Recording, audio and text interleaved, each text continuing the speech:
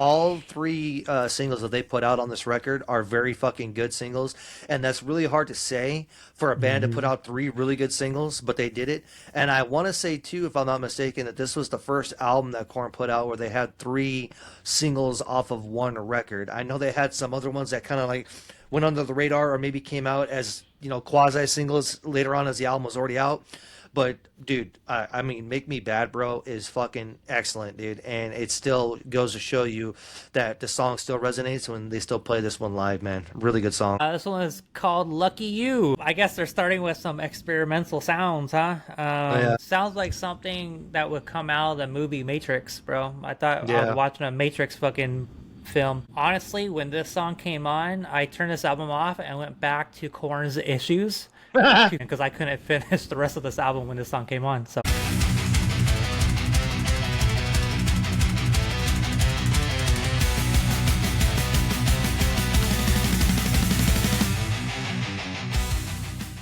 Welcome, everybody, to another episode of Riffs Reloaded. My name is Willie, one of your hosts. Your other host over here on the other side is my brother. His name is Nick. What's going on, bro? What's going on, everybody out there? What's going on, Willie? What's going on, man? In case you're new here, we talk about everything heavy metal to classic rock, everything in between, all the good stuff. Whatever you want to talk about, we will talk about it. Today, we are finishing up on our Korn and Deftones series we got going on. If you have not watched part 1, 2, and 3, please be sure to go back and check those out and let us know in the comments what you thought about that. This episode, we are talking about both bands' fourth album. We will be talking about Korn's Issues and Deftones' self-titled album, Deftones, and kind of seeing which album we like the best. But this has been a pretty great journey, in my opinion. Nick, how you feel about it? Yeah, man, it's nice to see both bands and their evolution and their sound and where they came from and where they're at up to this point in their career. And I gotta say, we've had some twists and turns from both bands so far, leading up to this, and these albums are no exception. No, not at all, man. Just to recap the audience of the first three albums, their debut album, I believe that we both picked Deftones. Is that correct? Correct. And then second album, you picked Korn and I picked Deftones, correct? No, I picked Deftones as well for the second album. There you go. We both picked Deftones. All right. And then the last episode, their third album, that's the one that you picked Korn over. Yep, that's the one. Got it. So, all right. So, and I picked Deftones. So I'm 3 for 0 for Deftones. And then you are 2 and 1 for For Deftones. Is that Deftones, yep. correct? Yep. Yeah, man. We'll see how this one shakes out. We'll see how this one goes, man. I think both albums were pretty good. I will save my overall opinion until we get to that part. But how did you feel listening to both of these albums? I was kind of torn, and again, just like you said, we're gonna get into our opinions probably at the end of each album. But I was kind of torn. I wasn't sure what to expect. I had heard both albums before in the past when they first were released, but going back and listening to them now with a new perspective on the bands, to say, it's kind of interesting how my opinions might have changed, and I'm really interested to see if your opinion has changed at all, and we'll definitely get into that as we go along. Very interesting. Very excited. Before we get into it, I want to encourage you all to go to X, go to Instagram, follow us there, comment, like all the good stuff on there. Don't forget to subscribe here on YouTube. We would much, much appreciate your support and getting this channel out there to a bigger audience. But yeah, with that being said, man, you want to jump into Korn? Corn first, let's do it, dude. Let's do it, man. Let's do Korn first. So this one, like I said earlier, this is Korn Issues. This is their fourth album. This came out November 16th, 1999. But yeah, let's jump right into it, man. Let's do track by track. Track number Wait, one wait, wait. is... Before we go track by track, can I lay a few things Yeah, out on this one? sure, go So, for it. one thing people need to realize on this album is that this wasn't necessarily a concept album, but this was a theme album. So, you have some tracks in here that are a minute long, a minute and a half long. That's kind of keeping up with the theme of the album. So, it's not necessarily a concept, but there is a theme to it. And also, another interesting tidbit, this album, once again, was a number one Billboard chart success for Korn. And that makes sense. Yeah, man, I did not know that. So thank you for bringing that to light. Because track number one here, Dead, is a minute long track. Do you want to go over those tracks or how you feel? No, I will just briefly say on the first one though, Dead, this sets the tone for how the rest of the album is going to be because it is titled Issues, so that is Mm-hmm. the theme of the album is there's fucking issues, and Yeah. this pretty much sets the tone of how the album is going to go from here on forward. Yeah, I think the bagpipes once again. I enjoy me some bagpipes, so that was fun to hear. Hmm. And then of course track number two is the first full length track on this album, and it is I believe this was the first single on the album. Correct me if I'm wrong, but this one is "Falling Away from Me." What you got, Nick? Yeah, dude, I remember vividly when this song first came out and this video first hit. It was another banger song from Korn. It was another banger video, kind of same lines as Freak on a Leash. You know, it had a really cool vibe to the video. And, you know, it was interesting to go back and listen to it now to see if these songs would hold up still to this day. And this song definitely still holds up to today. It's a fun song all the way through. It's a classic for a reason, man. And I believe this song is in and out of the rotation still to this day. Hell yeah, man! It's a iconic song, dude. Another classic, just like you said from Korn. I've been waiting for this song to come along. I didn't know what fucking album it was on, but I was like, where is this fucking song? Definitely been waiting for this one. I love this fucking song. It's a good chorus, iconic riff, and yeah, if you don't know this song, then obviously you have not heard much of Korn because this is one of their most popular songs. Yeah, dude. And what you were saying that you couldn't wait for this song to come along. There's a song later on in this album that we're gonna get to that I was kind of shocked that it was on this album. I thought this was on another album later on in their career, Hmm. but interesting to see some of the gems that you find, even though they are popular songs, but you just kind of forget, you know, where they fall in line on which albums, you know. Yep, absolutely, yeah, man. Let's move on to track number three. This one's called Trash. What's your thoughts, Nick? This song, dude, is fucking heavy as fuck, bro.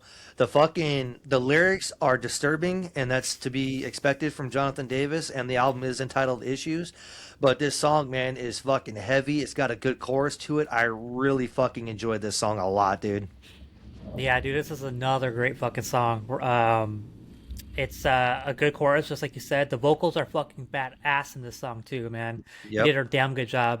But I was surprised. I was pleasantly surprised after number two, "Falling Away from Me," that this song came on. I was like, "Holy fuck, another banger!" It's a good song. Yeah, dude. That's one thing, and I'll say my overall opinion again for the end of the album, but I will say right off the rip that this was a very fucking heavy album, and I think that it gets missed in Korn's career, but man, this was a heavy fucking album, dude. Yeah, I'm definitely saving my overall opinion on this album because I don't want to spoil anything. But number four, let's move on to track number four. This is another minute and a half, minute 40 song, kind of leads up and builds up the album even more. This one's called For You. Anything you take away from this one? Nah, we can move on from this one. Cool. Let's move on. Track number five. This one is called Beg for Me. Nick? This is another really good song, dude. A really good riff, very heavy, and this is definitely a fucking pit song.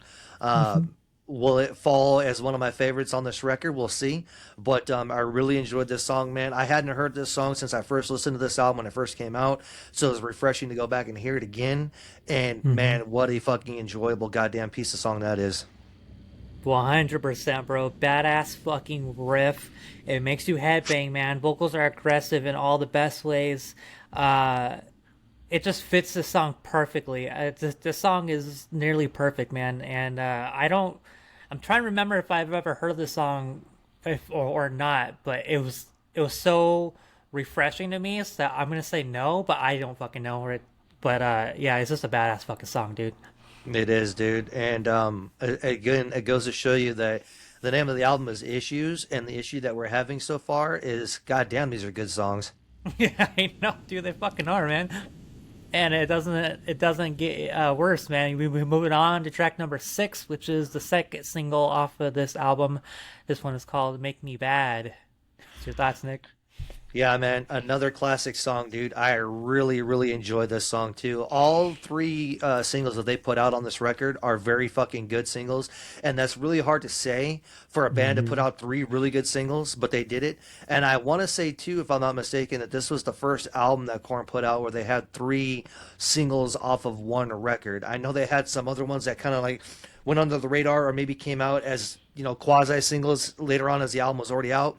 But dude, I mean, "Make Me Bad, Bro" is fucking excellent, dude, and it still goes to show you that the song still resonates when they still play this one live, man. Really good song. Fuck yeah. I fucking adore this song, bro. I love this song so fucking much. I totally forgot about this fucking song too. I was like, oh yeah, this fucking song. And then this is probably the song on the album where I had to play it a few times because I enjoyed it that much. I was like, Nice. I'm gonna listen to that again. And I had to put it on fucking repeat, man. It's a fun song to listen to, man. And I fucking love the song. Hell yeah, dude. It's always good when you fucking uh, find a song that you like so much that you got to put it on repeat a couple of times, to take it all in. That's a successful song right there. It is, dude. Moving on, we got track number 7. This one is called "It's Gonna Go Away." This one is, of course, a minute and 30-second song once again, so we'll skip that one and move into track number 8, which is "Wake Up." Hey, Nick. Yeah, dude, this one definitely woke me up, man. It's another fucking heavy pitch song. It's got a really good riff to it, man. His fucking vocals, dude, are fucking insane in this song, man. It makes your blood pumping. It makes you want to move. Makes you want to get up, dude. And yeah, man, they fucking knocked it out of the park once again with this one. Fucking banger after banger so far, man. The riff Yep. for the bridge after he's screaming "Wake up." I don't, that riff, it happens like once, maybe twice, and it never happens again. But it's like a dee dee dee dee dee dee doo, Yeah. and he just really fucking, that riff is badass. I wish it would have continued farther along in the song, but regardless, man, his screaming when he says "Wake the fuck up" is Yeah. fucking epic, man. It's so good. Good chorus. The song's just a banger, bro. Yeah, dude, all around, and it just goes to show you the progression that both Monkey and Head made as being guitarists in this band. You can definitely tell, Hmm. how they've stepped up their game quite a bit on this record because there was a lot of different things that they had done, musically wise, that they hadn't done previously, and it's a Yeah. fucking the way they incorporated their sound into their new sound into traditional Corn was very fucking great, dude. Very good job. Hmm. Hell yeah, bro. Moving on, we got track number 9. This is another minute track. Am I Going Crazy? Which leads into track number 10. This one's called "Hey Daddy." Nick. Lyrically wise, it fits the theme of the album for sure.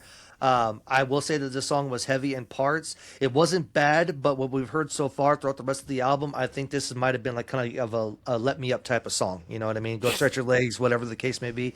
But it definitely wasn't bad. But what we've heard so far in the album, I don't think it holds up so far. Yeah, I agree, 100%, Nick. It's like another trauma song, bro. He Yeah. just him and the fucking dad, bro. Sorry, man. Sounds like really shit time, but Right. I mean, I like it. It's a good song. I think it's a good pacing for the song, and it's a good place for the song on the album too. But it's Yeah. nothing Placement's bad. good.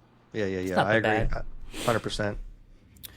Moving on, track number 11. This is the last single on the album. This one is called "Somebody Someone." What's your thoughts on this one, Nick? Yeah, dude, this is the song that I said that I didn't realize it was on this album when we were talking about singles earlier. Um, really fucking enjoyed this one, dude. I think out of all the three singles, this one might be my favorite because it was the heaviest of them.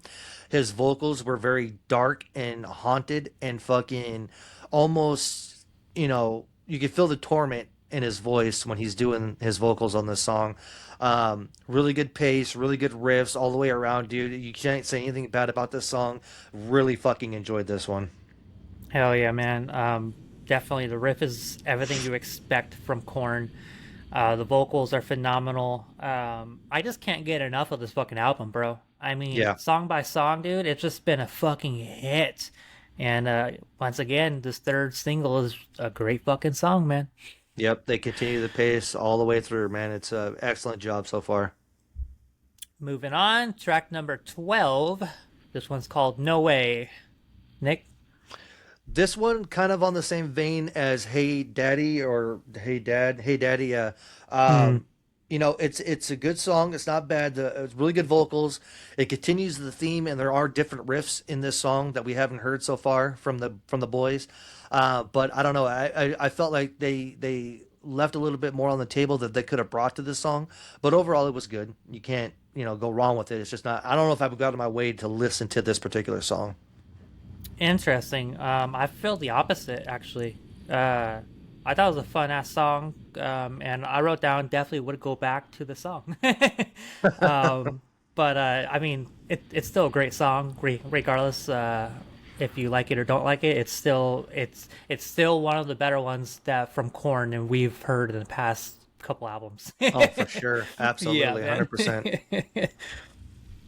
Moving on, track number 13. This one's called "Let's Get This Party Started." Nick?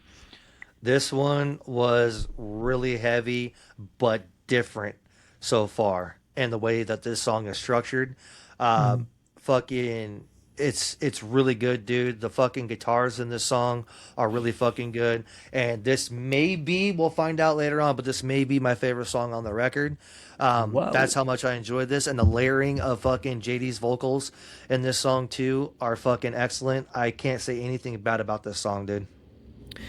Yeah, dude, I pretty much said it's the same shit.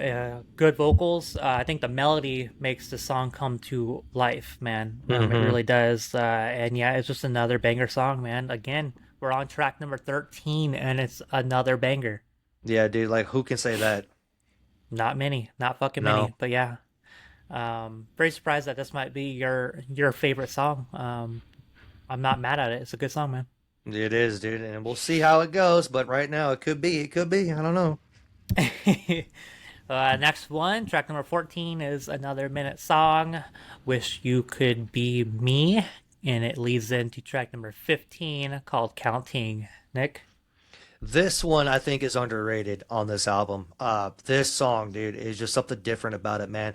The way the fucking riffs come in to fucking JD's vocals to everything about it. It's another heavy fucking banger of a song, but yet it is so different from all the other ones that we've heard so far. In that the way they put the song together, I really Hmm. fucking enjoy this. I think this is a sleeper song.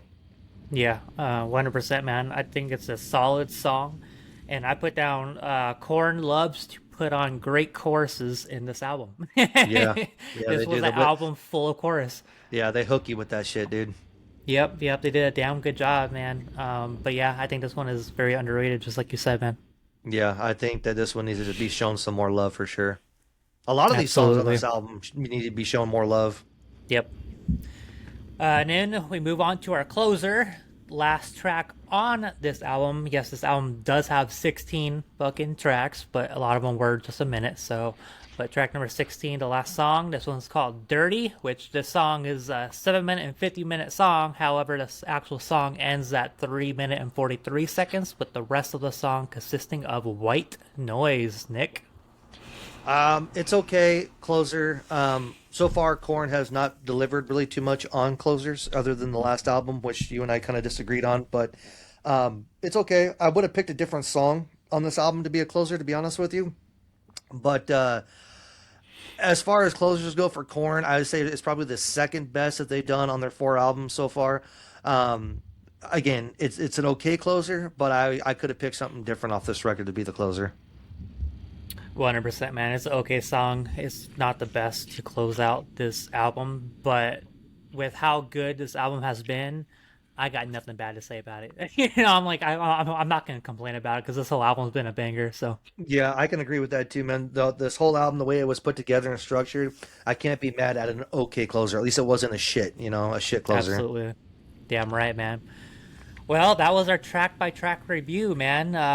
You kind of teased here and there what your favorite song on the album is. Have you come to a conclusion which one it is? Well, before I get to that, I want to say that my overall feeling on this album, dude, is out of the four albums, this one's my favorite. This is my favorite Korn that we've heard so far. From start to finish, it was fucking exceptional. It was remarkable. You saw a grow up of the band, both musically and vocally. JD's vocals, man, the way that he started to layer some of his vocals and do those overlays and shit, really started to show a lot of maturity within the band, dude. And really happy for them guys to find this point in time in their career where again they needed Follow the Leader to be as successful as it needed to be, and they needed their follow up to that one to be even bigger. And I think they accomplished that with this album here. Again, this was a number one album on the charts, which is for good reason. And I think the boys deserve a lot of credit and praise for this album. I don't think that, I think with all the other stuff that Korn has done in their career, I think this album kind of falls in between the cracks a little bit. You know what I mean? And at the time when it came out, I remember it was huge. This album was huge. But after, it ran its course, it kind of fell by the wayside a bit, like a lot of albums do from a lot of bands. But I think they need to go back and revisit this one, man. And if they're still around in 3 years, I think they should do a fucking anniversary tour of this album, dude. It's that fucking good. Yeah, I man. will say, go ahead, go ahead. I was gonna say, yeah, this was the Corn that I've been fucking waiting for. This Yep. right here. This is what I've been waiting for. This blew Follow the Leader out of the fucking water, bro. Like Yep. that album was like okay to me, but this album was like damn near a fucking masterpiece for Corn. And I the whole fucking time, 1, 2, and 3 albums that we covered, I was like, when's it gonna get good? Because I know Corn is good. Like, when's it gonna get fucking good? And then it got fucking great with this album. This is what I've been fucking waiting for, bro. Yeah, I think that Follow the Leader was the pivotal point for them, and it started to show what Korn would eventually wind up to be. But after the first two albums, like the first album, the self-titled album was not bad, but it's not what we would come to expect from Korn later on in their career. But as far as the debut album goes, it wasn't bad at all. Second album kind of fell flat. Third album, Follow the Leader, started to pick it up, and then with this one, their fourth issues, they really found their fucking sound. They really found their stride, and they just took off from here, dude. And I'm very happy for them that they were able to achieve that success, especially with the fourth album. But I want us to ask you though, before I give you my favorite song, I'm interested to know what is your favorite song on this record. What's your most favorite and least favorite? Then I'll give mine. So I want to see if we're on the same wavelength. We might not be. I don't know, but just because I forgot about it and I had to fucking repeat it, my favorite song is probably gonna be "Make Me Bad." Okay. I really enjoy that fucking song a lot. And then my least favorite is probably gonna be the closing, "Dirty." Okay. Interesting. Interesting. For me, I think my favorite song on this record is going to be "Let's Get This Party Started," only because it was so different from not only from the rest of the album, but from what we've heard from Korn in the past. And I think it was a really good heavy song with good layering and all that good shit. So I think I'm gonna stick with "Let's Get This Party Started." Also, I think another one close to that would be "Beg for Me." I think "Beg for Me" and that one is like a 1A 1B. If you were to tell me, hey, "Beg for Me" is better, I couldn't disagree with you. If you tell me that "Let's Get This Party Started," I couldn't disagree with you. They're both really fucking good. As far as my least favorite song goes, I think I would have to probably pick the closer as well, just because, from the rest of the album that we had, there was, even the songs that I said that were not the best, they still had really good parts in them. This one, as far as our closer goes, was a bit of a letdown. Again, out of the 4 albums, this was the second best closing song they've had, but I don't know if it was enough to fucking take the nod as not the best song on the album. No, yeah, I completely agree. "Beg for Me" was a close second for me as well. That's a damn good fucking song. But I mean, you could really fucking pick any song this album, and it would not be a bad favorite for anybody, man. Because this album fucking kicked ass. Yep, I agree, 100%. Well, y'all, that was our review of Korn. And before we get into Deftones, again, I want to encourage you all, go to Instagram, go to X, follow us there, comment. There's been a lot of comments on the latest shorts. They're still coming. Apparently, y'all are still pissed. That's fine. But you know, comment again if you want to double comment what you hate about it. Go ahead and do that too. But yeah, go and subscribe here on YouTube. We would definitely love the support from you all. But yeah, Nick, you ready to get into Deftones? Yes, sir. And before we break this one down, just a couple of news and notes on this one too. This album came in at number 2 on the charts, and it was right behind. Do you know who the number 1 album at the time was when this album came out? You're going to be shocked by this. No. Fucking Stained, bro. Another new metal band. Stained Yeah. was number one on the charts with 14 Shades of Grey. This one came in at number two. This was also one of the most expensive albums in any genre, period, ever to be produced, which I find ironic as we'll get through this album. But, and also the drug use from Chino really started to take Mm. effect, and I think you can tell on this album. And the tension started to arise between Chino and his guitarist in this album as well, which kind of blew over into the next record that they did. But Mm. yeah, little tidbits of news and notes. I was shocked to know that Stained was the number one fucking album with 14 Shades of Grey. Hey, kudos to them, man. I guess, man. 2003 was definitely a different time. Yes, it was. And you know what? I would go back and take these bands as being on the top of the charts and this bullshit we have nowadays, dude. 100%. Fucking garbage music 100%. nowadays, bro. All right, well, let's get into it, man. This is Deftones' self-titled album, Deftones. This was released May 20th, 2003. This is, of course, their fourth album in their discography. And all the good stuff that Nick just laid out for this album. And let's get right into track by track, man. Got track number one, Hexagram. What's your thoughts? This is one of the singles that they put out. They made a music video for it. The music is decent. The chorus is okay, but after a while, dude, the vocals get a bit annoying and the song is fucking repetitive. And I will say this as a theme in this album goes, there's a lot of repetitive shit going on in this album. 100%. Oh, man. So I I like all the starts to their album so far, and this one I just could not get into it, man.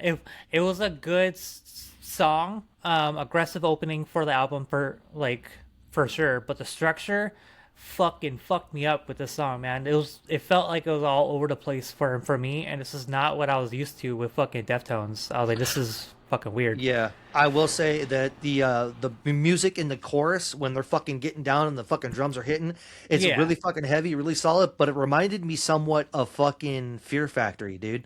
In like their Hmm. tone and the way that they were playing it, Yeah. it almost felt like fucking a Fear Factory song, which is not a bad thing. But again, it's not a Deftones thing. You know what I mean? Like, Yeah. what are we doing so far? I don't know, man. This is kind of a weird opener, and it's kind of a weird course we might take for this album. Yeah, it was definitely. I was like, "Oh fuck!" I was like, "Oh no!" But yeah, it was okay. I do like that it was aggressive for an opener. It wasn't boring. It was still like, "What the fuck's happening?" So I'll give them that. Right. Moving on to track number two. This one's called "Needles and Pins." What's your thoughts on that? Again, in my notes, man, I've got it's a okay riff, but it's repetitive as fuck. It's the Mm, same shit throughout the entire song. Nothing changes. There's no breakups or anything. You know what I mean? It's just let's just rinse and repeat the same shit. And I don't know, man. I couldn't get behind this one. yeah, I said it was a fun riff for the verse. It was a solid second song after the first one, but I had no other notes on this song, so take Yeah. that for what you will. Moving on. Moving on, we have no track number three. This one was called Minerva. What are your Minerva. thoughts Yep. about this one? This was their first single they put out, if I'm not mistaken, and this is the one that I remember the most from this album as far as the singles go. It started out with Promise, with a little bit of that weird fucking funky little guitar sound at the beginning. It had a decent pace to the song, but again, repetitive, dude. And Hmm. I think that might be a common thing in this album. Common theme in this album is the repetitiveness of this Yeah. shit. But I don't know, man. I can't get into it. I actually like this one. It was refreshing to hear this after the first two songs. I think that's why I gravitated towards it more. I thought the strumming of the chords, how they fucking rang out, was pretty cool. Um, and the vocals were a lot better on this song than the previous two songs. So, yeah, I like this song more than I did the first two. Okay, interesting. Track number four, we have Good Morning Beautiful. What's your thoughts on this one? No, same shit. More of the same. It was an okay riff, but I'm needing a little bit more, man, from what you guys have delivered for us for the past three albums. And going back to White Pony, you can really start to tell that there's a change in the direction of the band. Don't know if that's a good thing, but you can definitely sense there's a change. And so far on this album, this is a whole fucking change from what we've previously been accustomed to from Deftones. Yeah, man, I thought it was a good song. The melody was nice. The drumming was probably the star of the song. The Hmm. drumming did not stop. I think that's why it stood out for me, is just because of the drumming. But yeah, man, it was just an okay song. Yep, 100%. Unfortunate. Yeah, very, very unfortunate. Moving on to track number 5. This one is called Death Blow. What's your thoughts on this one? This one blew. Death Below Blue. Nothing special. This was actually a boring song. 5 minutes and 28 seconds was way too fucking long. Mm-hmm. Um, I don't know, man. I'm trying my hardest to be, subjective here, but they're not giving me much to be, so I don't know. Skip. Yeah, man, definitely a slower song. You have to be in the mood to jam out to this song. This is not a song you just put on for any occasion. You definitely have to be like a 12 pack deep and like crying over your trauma or something like this song. But yeah, Whatever the hell drugs Chino was on doing this shit, I think you have to be on to like get into yeah, that frame of mind of wherever this shit is supposed to be. yeah. It was definitely fucking different. Moving on. We're already halfway through the album, bro, unfortunately. But moving on, track number 6. This one is called When Girls Telephone Boys. I will say in this song, it did have a pretty good metalish riff in this song, finally. But that's pretty much all I could take away from this song is, now we had a little bit of a fucking heaviness to the record that we haven't had so far. It's just been borderline depressing and just the same old shit. But in this one, at least we had something a little bit different with that metalish riff. The drums were decent too. Chino's vocals were better. Mm, But I don't know, man. Other than the riff, dude, that was a little bit of a refresh. I don't have anything more to say about it. about the same, man. I thought the low tuning on the guitar was sick. Very, very low. I believe in the notes up here it say they went to a fucking G sharp, which is pretty fucking low.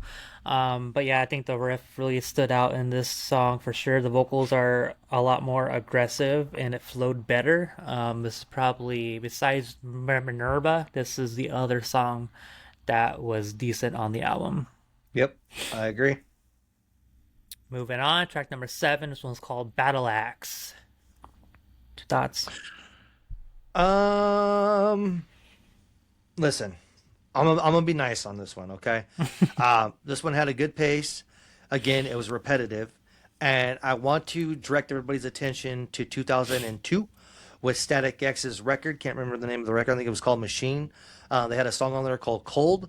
This main riff in this song reminds me of Cold from Static Mm. X. There was hints of the same style of riff and the same strumming to the song to the riff as Static X did.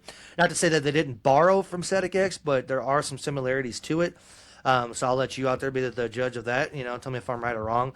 But I mean, so out of all the songs so far on the record, this one has got to be probably a better song for me to get into than some of the other ones so far. But we're still kind of a ways off, man, from what I'm expecting from Deftones. Yeah, man, the riff is pretty dope. The opening into the main verse was a good structure, and I thought it was a fun groovy song. I don't have much bad to say about this track actually. That's a good thing. Yeah. That shows that we may be making progress. Probably not, but maybe. Well, we move on to track number 8, bro. Oh This fuck. one is called "Lucky You." Your thoughts, Nick? Lucky me when this song fucking ended, dude. Holy shit, this is a boring fucking piece of shit. I tried to listen to the song twice, and both times I skipped it about not even halfway through. I'm like, fuck it, I'm out. Peace. I guess they're starting with some experimental sounds, huh? Yeah, nah, Very different unfortunately. song. Sounds like something that would come out of the movie Matrix, bro. I thought I was Yeah. watching a Matrix fucking film. But honestly, when this song came on, I turned this album off and went back to Korn's Issues to fit to let's listen to that one again because I couldn't finish the rest of this album when this song came on. So That is so bad, dude. So bad. yeah, unfortunately, definitely a piece of shit song, and so sad because I was such a Deftones fan and I hyped them so bad, and then this came on, and I was like, oh fuck, man. But Yep. Yeah, anyways, let's move on, bro. Let's go to track number Yes. 9. This one is called The Bloody Cape. This one is by far my favorite song on the album. Spoiler alert, this is my favorite song. It's the heaviest song on the album. I actually moved for the first time in this album. I was like, okay, here we fucking go. This is what I've been waiting for. You know what I mean? Mm-hmm. Not just sitting back, depressed, sitting in a corner like, oh, woe is me. You know what I mean? Like, this one actually got me moving. I enjoyed the fuck out of this song. Finally, this is what I've been waiting for, and it only took 9 fucking songs on an album to get to it. But at least we made it. So it is my favorite song on the record. Yeah, man. And we're back. Classic Deftones sound, fast and aggressive, haunting melodic vocals, a good fucking song. And then when I came back after quitting this album and listening to Korn again, I came back and I picked up where I left off. I was like, is this the same album? I Right. forgot. I forgot what the fuck was going on. I was like, "What the fuck happened?" Well, I thought I Yep. turned it off because I couldn't do it no more. And then this song came on. I was like, "Oh shit, does it get better?" Yep. The last songs. Exactly. Exactly. That's so sad. Yeah, it is sad, but yeah, the song was definitely. I would probably spoil myself too, and this is my favorite song on the album as well. Yep. At Yeah. least we were in agreement on that one. Moving on, second to last song, track number 10. This one is called "Anniversary of an Uninteresting Event." Nick. This was an uninteresting fucking song, dude. What the fuck are we doing? You just gave us Bloody Cape, and now you come into this shit? Fucking skip. Get this shit out of my face. Yeah, man. I thought the piano opening with the drums was cool. I was like, they might have something going. Like, I was like waiting for it. I was like, okay, this is different. It might be something cool. And then it just kept getting slower. And then I was like, oh, so nothing's gonna come of it. It's Nothing. nothing at all. I was like, man, they could have had something good, but they didn't fucking do anything with it at all. No, they didn't. It was, again, the same repetitive shit all the way throughout the entire song. That's the theme of Yep. this album is repetitive. Like, we're going to make every track repetitive. We're going to do the same riff, the same steps, the same everything, and we're just going to call it a song. That was pretty Yep. much the premise of this album. 100%, bro. And then we get into our closer here. Track number 11, last song on the album. This one is called Mona. What's your thought about their closer? Yeah, this was another weak closer, dude. And again, another fucking repetitive song. And at this point, I just couldn't wait to get this album over with, dude. That is so unfortunate to fucking say from what we've had in the previous outings from Deftones. But this one, man, I could not wait for it to be over. Oh, yeah, man. I thought it was like, okay, a closer. It fits the album, which is not saying much at all, but it does fit the album. It slows, it's a slow start and picks up, which was decent, but definitely not something I would go back and listen to, unfortunately. Nope, not at all, dude. This whole album, I would not go back and listen to. That's pretty fucking sad.